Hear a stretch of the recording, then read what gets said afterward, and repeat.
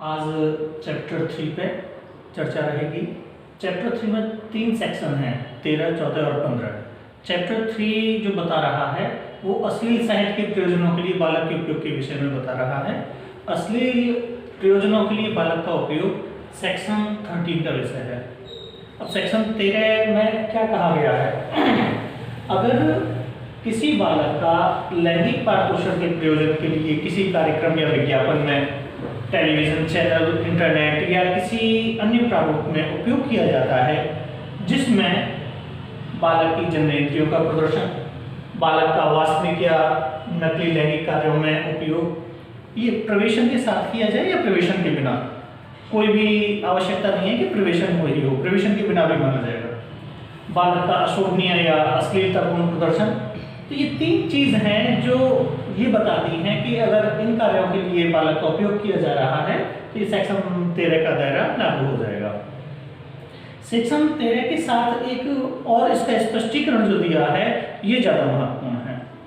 इन कार्यों के करने के साथ अगर आप इस प्रकार की कोई सामग्री तैयार करते हैं, उत्पादन करते हैं, प्रस्थापना करते हैं, इसे पारेषण करते हैं, प्रकाशन करते हैं या कंप्यूटर माध्यम से, तकनीकी माध्यम से किसी भी इस तरह की किसी रील में या वीडियो में बालक को आप लेके आते हैं, अंतर्गत करते हैं, बेशक फिजिकल तौर तरीके से ना हो लेकिन कंप्यूटर माध्यम से भी करते हैं, तब भी सेक्शन 13 का दायरा आ जाएगा। इसके लिए दंड का प्रावधान सेक्शन 14 में दिया हुआ है। कम से कम 5 साल का दंड दिया जाएगा।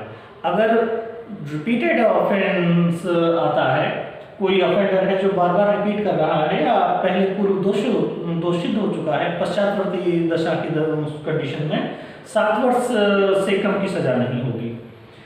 ये एक चीज और है, अश्लील प्रयोजनों के लिए बालक का उपयोग हो रहा है और इस प्रयोजन में अगर सेक्शन 3, सेक्शन 5, सेक्शन 7 या सेक्शन 9 का कोई ऑफेंस हो रहा है, जैसे प्रवेशन के साथ ही आप बालक का वास्तविक या कार्यों में उपयोग कर रहे हैं, तो ये प्रवेशन के साथ लैंगिक हमले के तौर पर आ जाएगा।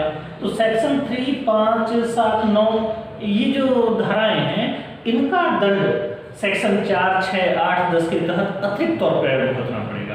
तो यहाँ 2 तरह के दंड की व्यवस्था सेक्शन 14 में आ गई है सेक्शन 13 के लिए।